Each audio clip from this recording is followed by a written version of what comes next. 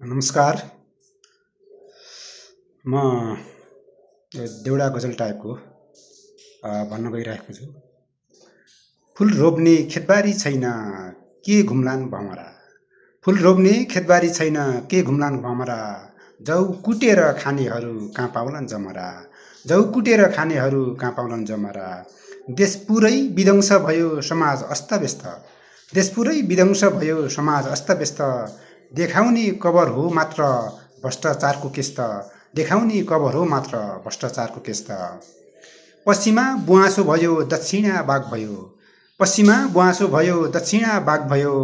नेपाल यिनको शिकार खेल्ने गैंडाको खाक भयो। नेपाल यिनको शिकार खेल्ने गैंडाको खाक भयो। तरकारी नपाउनेहरू कसै खालान् मासु। तरकारी नपाउनेहरू कसै खालान् मासु। विभत्स छन् आमा बुवा को पुछला आँसु।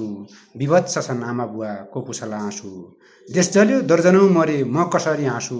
देश जल्यो दर्जनौं मरे म कसरी हाँसु। देश जल्यो दर्जनौं मरे म कसरी हाँसु। धन्यवाद।